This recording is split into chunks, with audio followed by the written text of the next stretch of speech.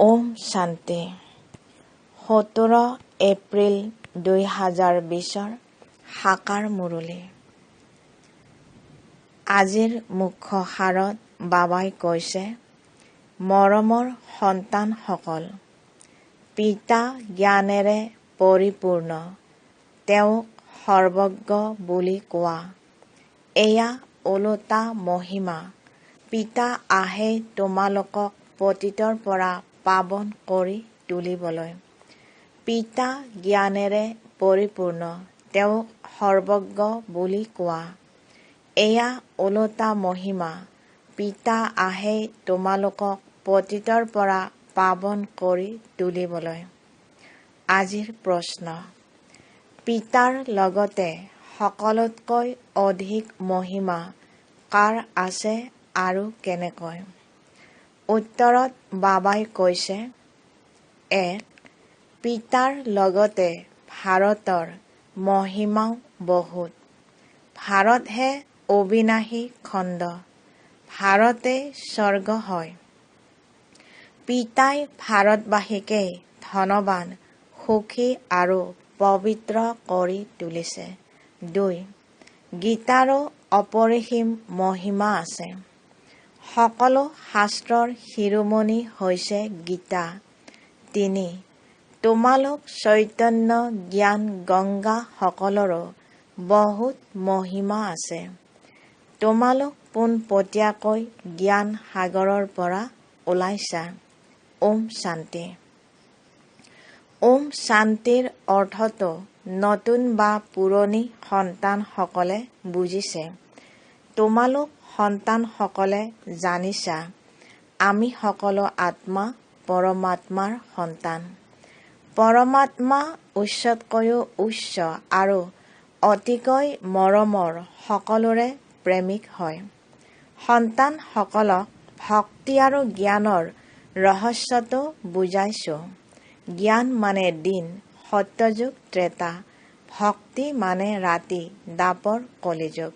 ভাৰতৰে কথা। প্ৰথমতে তোমালোক ভাৰতবাসী আহা।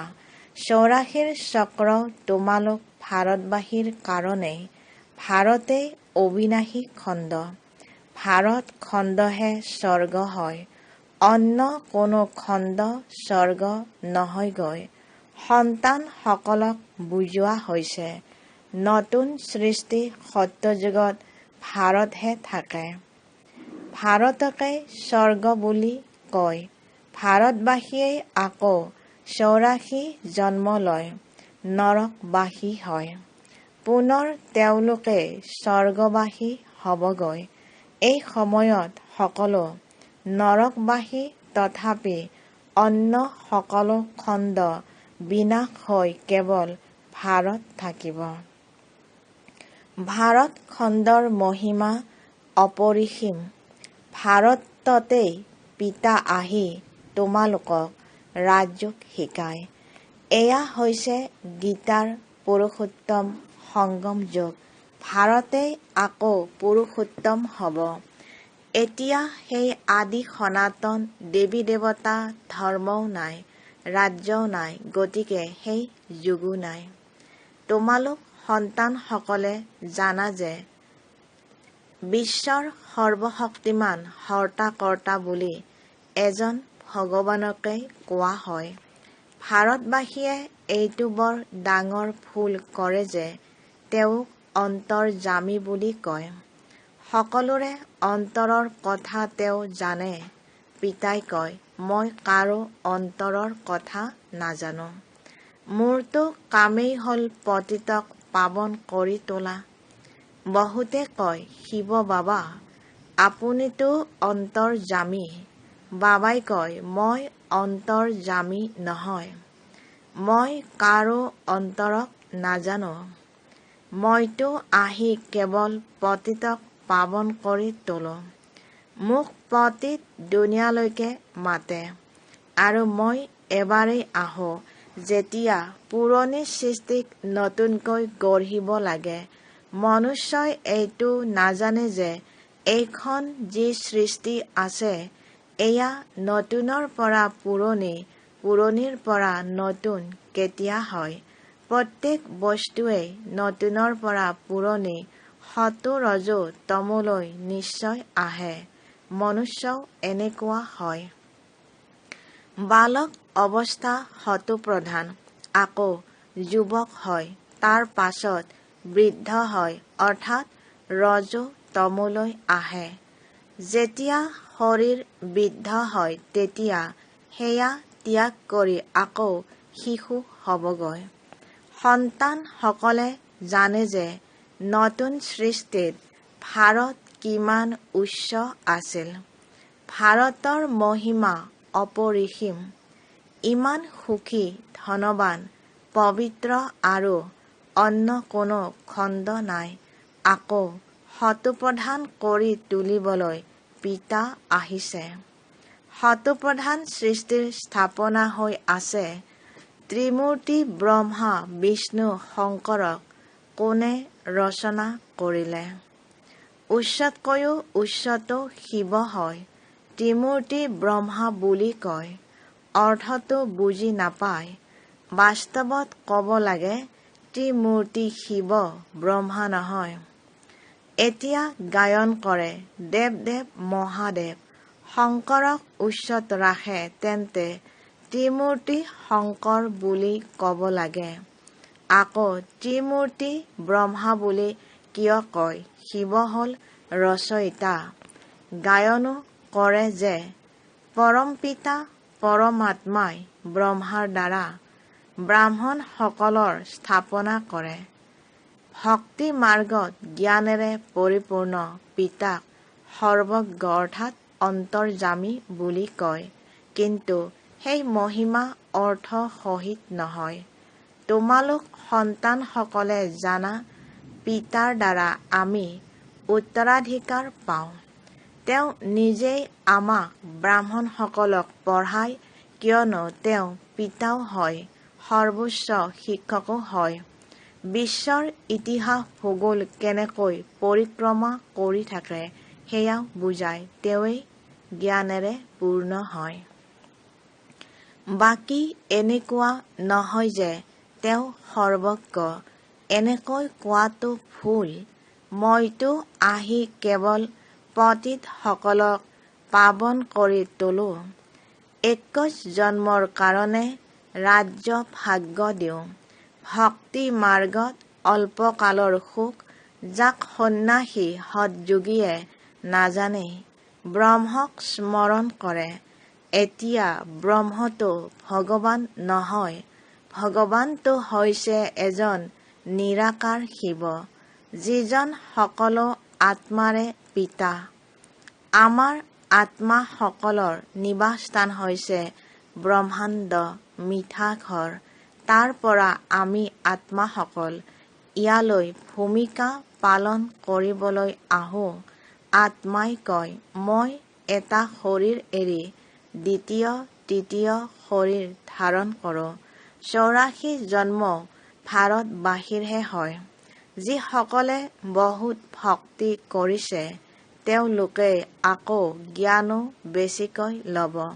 পিতাই কয়, গৃহস্থ ব্যৱহাৰত অৰ্থাৎ ঘৰ সংসাৰত লাগিলে থাকা, কিন্তু শ্ৰীমতত চলিবা। তোমালোক সকলো আত্মা, এজন পৰমাত্মা প্ৰেমিকৰ প্ৰেমিকা হোৱা। ভক্তি মাৰ্গৰ পৰা তোমালোকে স্মৰণ কৰি আহিছা। আত্মাই পিতাক স্মৰণ কৰে। এইখন হয়েই দুখধাম। আমি আত্মাসকল আচলতে শান্তি ধামৰ নিবাসী। তাৰ পাছত সুখধামত আহি পুনৰ আমি 84 জন্ম ল'লো। আমিয়েই সেয়া আছিলোঁ, আমিয়েই সেয়া হ'মগৈ। ইয়াৰ অৰ্থও বুজাইছে। তেওঁলোকেতো কৈ দিয়ে আত্মাই পৰমাত্মা, পৰমাত্মাই আত্মা। এতিয়া পিতাই বুজাইছে আমিয়েই দেৱতা, ক্ষত্ৰিয়, বৈশ্য, আমিয়েই শূদ্ৰ। এতিয়া আমিয়েই ব্ৰাহ্মণ হৈছোঁ দেৱতা হ'বলৈ। এয়া হৈছে যথাৰ্থ অৰ্থ। সেয়া একেবাৰে ভুল। সত্যযুগত এটাই দেৱী দেৱতা ধৰ্ম, অদ্বৈত ধৰ্ম আছিল। পাছলৈ আন আন ধৰ্ম অহা বাবে দ্বৈত হৈ গ'ল। দাপৰৰ পৰা আসুৰী ৰাৱণ ৰাজ্য আৰম্ভ হয়। সত্যযুগত ৰাৱণ ৰাজ্যই নাথাকে, গতিকে 5 বিকাৰো থাকিব নোৱাৰে। সেয়াতো হয়েই সম্পূৰ্ণ নিৰ্বিকাৰী। ৰাম সীতাকো 14 কলা সম্পূৰ্ণ বুলি কোৱা হয়। ৰামক বাণ কিয় দিছে, এয়াও কোনো মনুষ্যই নাজানে। হিংসাৰতো কোনো কথা নাই। তোমালোক হৈছা ঈশ্বৰীয় বিদ্যাৰ্থী, গতিকে এওঁ পিতাও হ'ল। তোমালোক বিদ্যাৰ্থী হোৱা, গতিকে তেওঁ শিক্ষকো হ'ল। আকৌ তোমালোক সন্তানসকলক সৎগতি দি স্বৰ্গলৈ লৈ যায়, গতিকে পিতা, শিক্ষক, গুৰু তিনিওজনেই হৈ গ'ল। তোমালোক তেওঁৰ সন্তান হৈছা, তেন্তে তোমালোক কিমান আনন্দিত হোৱা উচিত। মনুষ্যইতো একোৱে নাজানে। ৰাৱণ ৰাজ্য নহয় জানো? প্ৰত্যেক বছৰে ৰাৱণক জ্বলাই আহিছে, কিন্তু ৰাৱণ কোন এইটো নাজানে। তোমালোক সন্তানসকলে জানা, এই ৰাৱণ ভাৰতৰ সকলোতকৈ ডাঙৰ শত্ৰু। এই জ্ঞান তোমালোক সন্তানসকলে জ্ঞানেৰে পূৰ্ণ পিতাৰ পৰা পোৱা। সেই পিতাহে জ্ঞানৰ সাগৰ, আনন্দৰ সাগৰ হয়। জ্ঞান সাগৰৰ পৰা তোমালোক ডাৱৰ ভৰপূৰ হৈ গৈ আকৌ বৰষা। জ্ঞান গংগা তোমালোক হোৱা, তোমালোকৰেই মহিমা হয়। পিতাই কয়, মই তোমালোকক এতিয়া পাৱন কৰি তুলিবলৈ আহিছোঁ। এই এটা জন্ম পবিত্ৰ হোৱা, মোক স্মৰণ কৰা, তেতিয়া তোমালোক তমো প্ৰধানৰ পৰা সতো প্ৰধান হৈ যাবাগৈ। ময়েই পতিত পাৱন হওঁ। যিমান দূৰ সম্ভৱ স্মৃতিত থকাটো বঢ়োৱা। মুখেৰে শিৱ বাবা বুলি ক'ব নালাগে। যিদৰে প্ৰেমিকাই প্ৰেমিকক স্মৰণ কৰে, এবাৰ দেখিলে বছ, তেতিয়া বুদ্ধিত তেওঁৰেই স্মৃতি থাকিব। ভক্তি মাৰ্গত যিয়ে যিগৰাকী দেৱতাক স্মৰণ কৰে, পূজা কৰে, তেওঁৰ সাক্ষাৎকাৰ হৈ যায়। সেয়া হ'ল অল্প কালৰ বাবে। ভক্তি কৰি তললৈ নামি আহিছে। এতিয়াতো মৃত্যু সমাগত। হাই হাইৰ পাছত জয় জয়কাৰ হ'ব। ভাৰততেই ৰক্তৰ নদী বৈ যাব। গৃহযুদ্ধৰ লক্ষণো দেখা দি আছে। তমোপ্ৰধান হৈ গৈছে এতিয়া তোমালোক, সতোপ্ৰধান হৈ আছা। যিসকল কল্পৰ আগতে দেৱতা হৈছিল, তেওঁলোকে আহি পিতাৰ পৰা উত্তৰাধিকাৰ ল'ব। যদি ভক্তি কমকৈ কৰিছে, তেন্তে জ্ঞান কমকৈ ল'ব। আকৌ প্ৰজাতো ক্ৰম নম্বৰ অনুসৰি পদ পাব। ভাল পুৰুষাৰ্থীয়ে শ্ৰীমতত চলি ভাল পদ পাব। আচৰণো ভাল হোৱা উচিত। দৈবী গুণো ধাৰণ কৰিব লাগে। সেয়া আকৌ 21 জন্মলৈ চলিব। এতিয়া হৈছে সকলোৰে আসুৰী গুণ। আসুৰী সৃষ্টি পতিত সৃষ্টি নহয় জানো? তোমালোক সন্তানসকলক বিশ্বৰ বুৰঞ্জী ভূগোলো বুজোৱা হৈছে। এই সময়ত পিতাই কয়, স্মৃতিত থাকিবলৈ পৰিশ্ৰম কৰিবা, তেতিয়া সঁচা সোণ হৈ যাবা। সত্যযুগ হ'ল স্বৰ্ণিম যুগ। সঁচা সোণ। আকৌ ত্ৰেতাত ৰূপৰ লেপ পৰে, কলা কম হৈ গৈ থাকে। এতিয়াতো কোনো কলা নাই। যেতিয়া এনেকুৱা অৱস্থা হৈ যায়, তেতিয়া পিতা আহে। এয়াও ড্ৰামাত নিৰ্ধাৰিত হৈ আছে। এই ৰাৱণ ৰাজ্যত সকলোৱে বুদ্ধিহীন হৈ গৈছে। বেহদ ড্ৰামাৰ পাৰ্টধাৰী হৈও ড্ৰামাৰ অৰ্থাৎ নাটকৰ আদি মধ্য অন্তৰ বিষয়ে নাজানে। তোমালোক ভাৱৰীয়া নহয় জানো? তোমালোকে জানা যে আমি ইয়ালৈ ভূমিকা পালন কৰিবলৈ আহিছোঁ, কিন্তু পাৰ্টধাৰী হৈও নাজানে।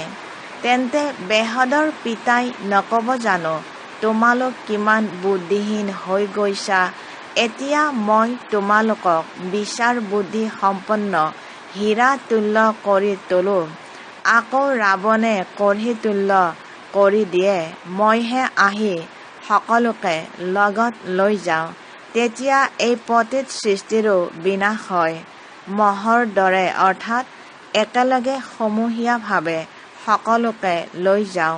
তোমালোকৰ লক্ষ্য উদ্দেশ্য সন্মুখত থিয় হৈ আছে। তোমালোক এনেকুৱা অৰ্থাৎ লক্ষ্মী নাৰায়ণ হ'ব লাগিব। তেতিয়াহে তোমালোক স্বৰ্গবাসী হবাগৈ। তোমালোক ব্ৰহ্মাকুমাৰ ব্ৰহ্মা কুমাৰীসকলে এইটো পুৰুষাৰ্থ কৰি আছা। মনুষ্যৰ বুদ্ধি তমোপ্ৰধান হোৱাৰ বাবে বুজি নাপায়। ইমান অনেক বিকে আছে তেন্তে নিশ্চয় প্ৰজাপিতা ব্ৰহ্মাও থাকিব। ব্ৰাহ্মণ হ'ল আটাইতকৈ উচ্চ। ব্ৰাহ্মণৰ পাছত দেৱতা। চিত্ৰবোৰত ব্ৰাহ্মণ আৰু শিৱক আঁতৰাই দিছে। তোমালোক ব্ৰাহ্মণসকলে ভাৰতক এতিয়া স্বৰ্গ কৰি গঢ়ি আছা। ভাল বাৰু। অতি মৰমৰ কল্পৰ পাছত পুনৰাই লগ পোৱা সন্তানসকলৰ প্ৰতি মাতা পিতা বাপ দাদাৰ স্নেহপূৰ্ণ স্মৰণ আৰু সুপ্ৰভাত। আত্মিক পিতাৰ আত্মিক সন্তানসকলক নমস্কাৰ। আত্মিক সন্তানসকলেও আত্মিক মাতা পিতা বাপ দাদাক স্নেহপূৰ্ণ স্মৰণ সুপ্ৰভাত আৰু নমস্কাৰ। ধাৰণাৰ বাবে মুখ্যসাৰ এক। উচ্চ পদৰ কাৰণে শ্ৰীমতত চলি ভাল আচৰণ ধাৰণ কৰিব লাগে। ২. সঁচা প্ৰেমিকা হৈ এজন প্ৰেমিককহে স্মৰণ কৰিব লাগে। যিমান দূৰ সম্ভৱ স্মৃতিত থকাৰ অভ্যাস বঢ়াই যাব লাগে। আজিৰ বৰদান। স্থূল দেহ আৰু শৰীৰৰ স্মৃতিৰ পৰা উপৰাম সূক্ষ্ম দেশৰ বেশধাৰী হোৱা। স্থূল দেহ আৰু শৰীৰৰ স্মৃতিৰ পৰা উপৰাম সূক্ষ্ম দেশৰ বেশধাৰী হোৱা। বিস্তাৰত বাবাই কৈছে, যিদৰে আজিকালিৰ জগতত যেনেকুৱা কৰ্তব্য তেনেকুৱা বেশ ধাৰণ কৰি লয়, এনেকৈ তোমালোকেও যি সময়ত যেনেকুৱা কৰ্ম কৰিবলৈ বিচৰা তেনেকুৱা বেশ ধাৰণ কৰি লোৱা। এতিয়াই সাকাৰী আৰু এতিয়াই আকাৰী এনেকুৱা বহুৰূপী হৈ যোৱা। তেতিয়া সকলো স্বৰূপৰ সুখৰ অনুভৱ কৰিব পাৰিবা। এয়া নিজৰেই স্বৰূপ। অন্নৰ বস্ত্ৰ হওক, অন্নৰ বস্ত্ৰ ফিট হওক অৰ্থাৎ খাপ খাওক বা নহওক, কিন্তু নিজৰ বস্ত্ৰ সহজে ধাৰণ কৰিব পাৰা। সেয়েহে এই বৰদানটিক ব্যৱহাৰিক জীৱনত অভ্যাসত আনা। তেতিয়া অব্যক্ত মিলনৰ বিচিত্ৰ অনুভৱ কৰিব পাৰিবা। আজিৰ শ্লোগান। সকলোকে আদৰ কৰোতা জনহে আদৰ্শ হ'ব পাৰে। সন্মান দিয়া তেতিয়া সন্মান পাবা। সকলোকে আদৰ কৰোতা জনহে আদৰ্শ হ'ব পাৰে। সন্মান দিয়া তেতিয়া সন্মান পাবা। ওম শান্তি। মাতেশ্বৰীজীৰ মহাবাক্য ১। মনুষ্যৰ আত্মাই নিজৰ সম্পূৰ্ণ উপাৰ্জন অনুসৰি ভৱিষ্যত প্ৰালভ ভোগ কৰে। মনুষ্যৰ আত্মাই নিজৰ সম্পূৰ্ণ উপাৰ্জন অনুসৰি ভৱিষ্যত প্ৰালভ ভোগ কৰে। চোৱা, বহুত মনুষ্যই এনেকৈ ভাবে যে আমাৰ পূৰ্ব জন্মৰ ভাল উপাৰ্জনৰ কাৰণে এতিয়া এই জ্ঞান প্ৰাপ্ত হৈছে, কিন্তু এনেকুৱা কথা নহয়েই। পূৰ্বজন্মৰ ভাল ফল এয়াতো আমি জানো। কল্পৰ চক্ৰ ঘূৰি থাকে। সতো ৰজ তমো সলনি হৈ থাকে, কিন্তু ড্ৰামা অনুসাৰে পুৰুষাৰ্থৰে প্ৰালভ গঢ়াৰ সীমা ৰখা আছে। সেইবাবেতো তাত সত্যযুগত কোনোবাই ৰজা ৰাণীৰ, কোনোবাই দাসীৰ, কোনোবাই প্ৰজাৰ পদ পায়। গতিকে এয়াই পুৰুষাৰ্থৰ সিদ্ধি। তাত ঈৰ্ষা, দেহ আদি নাথাকে, তাত প্ৰজাও সুখী। ৰজা ৰাণীয়ে প্ৰজাৰ এনেকুৱা চম্ভাল কৰে, যেনেকৈ মা পিতাই নিজৰ সন্তানৰ চম্ভাল কৰে। তাত ধনী দুখীয়া সকলো সন্তুষ্ট হৈ থাকে। এই এটা জন্মৰ পুৰুষাৰ্থৰে 21 প্ৰজন্মলৈ সুখ ভোগ কৰিবা। এয়া হ'ল অবিনাশী উপাৰ্জন। এই অবিনাশী উপাৰ্জনত অবিনাশী জ্ঞানেৰে অবিনাশী পদ পোৱা যায়। এতিয়া আমি সত্যযুগী সৃষ্টিলৈ গৈ আছো। এয়া বাস্তৱ খেল চলি আছে। ইয়াত কোনো সুমন্ত্ৰৰ কথা নাই। 2. গুৰু মত শাস্ত্ৰবোৰৰ মত কোনো পৰমাত্মাৰ মত নহয়। গুৰু মত শাস্ত্ৰবোৰৰ মত কোনো পৰমাত্মাৰ মত নহয়। পৰমাত্মাই কয়, সন্তানসকল, এই গুৰু মত শাস্ত্ৰমত এয়া কোনো মোৰ মত নহয়। এয়াতো কেৱল মোৰ নামত মত দিয়ে, কিন্তু মোৰ মতটো কেৱল মই জানো। মোৰ সৈতে মিলনৰ ঠিকনা মই আহি দিওঁ, তাৰ আগতে মোৰ ঠিকনা কোনেও নাজানে। গীতাত যদিও ভগৱানুবাচ বুলি উল্লেখ আছে, কিন্তু গীতাও মনুষ্যই লিখিছে। ভগৱানটো স্বয়ং জ্ঞানৰ সাগৰ। ভগৱানে যি মহাবাক্য শুনাইছে, তাৰ স্মাৰক হিচাপে গীতা ৰচনা কৰা হৈছে। এই বিদ্বান পণ্ডিত আচাৰ্য আদিয়ে কয়, পৰমাত্মাই সংস্কৃতত মহাবাক্য উচ্চাৰণ কৰিলে, সেয়া নিশিকাকৈ পৰমাত্মাক পাব নোৱাৰিবা। এওঁলোকেতো আৰুহে উল্টা কৰ্মকাণ্ডত আবদ্ধ কৰি দিয়ে। বেদ শাস্ত্ৰ পঢ়ি যদিহে চিৰি বগাই যায়, তেন্তে সিমানে আকৌ তললৈ নামিব লাগিব। অৰ্থাৎ সেয়া পাহৰি এজন পৰমাত্মাৰ সৈতে বুদ্ধিযোগ যুক্ত কৰিব লাগিব। কিয়নো পৰমাত্মাই স্পষ্টকৈ কয়, এই কৰ্মকাণ্ড বেদ শাস্ত্ৰ পঢ়িলে মোক পাব নোৱাৰা। চোৱা, ধ্ৰুৱ, প্ৰহ্লাদ, মীৰা আদিয়ে কি শাস্ত্ৰ পঢ়িলে। ইয়াততো আগতে পঢ়াবোৰো পাহৰিব লগীয়া হয়। যিদৰে অৰ্জুনে আগতে যি পঢ়িছিল, সেয়াও পাহৰিব লগীয়া হ'ল। ভগৱানৰ স্পষ্ট মহাবাক্য হৈছে, প্ৰতিটো শ্বাসত মোক স্মৰণ কৰা। ইয়াত আৰু একোৱে কৰাৰ প্ৰয়োজন নাই। যেতিয়ালৈকে এই জ্ঞান নাপায়, তেতিয়ালৈকে ভক্তি মাৰ্গ চলি থাকে। কিন্তু যেতিয়াই জ্ঞানৰ দীপক জ্বলি উঠে, তেতিয়া ভক্তিৰ কৰ্মকাণ্ডৰ পৰা মুক্ত হয়। কিয়নো যদিহে কৰ্মকাণ্ড কৰি কৰি শৰীৰ এৰিবলগীয়া হয়, তেন্তে লাভ কি হ'ল? প্ৰালব্ধটো গঢ়া নহ'ল। কৰ্মবন্ধনৰ হিচাপ নিকাচৰ পৰাতো মুক্তি নাপালে। মনুষ্যইতো ভাবে, মিছা নোকোৱা, চুৰি নকৰা, কাকো দুখ নিদিয়া এয়া ভাল কৰ্ম। কিন্তু ইয়াত চিৰকালৰ বাবে কৰ্মৰ বন্ধনৰ পৰা মুক্ত হ'ব লাগে আৰু বিকৰ্মক শিপাৰে সৈতে উঘালি পেলাব লাগে। আমিতো এতিয়া বিচাৰো, এনেকুৱা বীজ ৰোপণ কৰো, যাৰ দ্বাৰা ভাল কৰ্মৰ বৃক্ষ অংকুৰিত হয়। সেয়েহে মনুষ্য জীৱনৰ কাৰ্যক জানি শ্ৰেষ্ঠ কৰ্ম কৰিব লাগে। ভাল বাৰু। ওম শান্তি।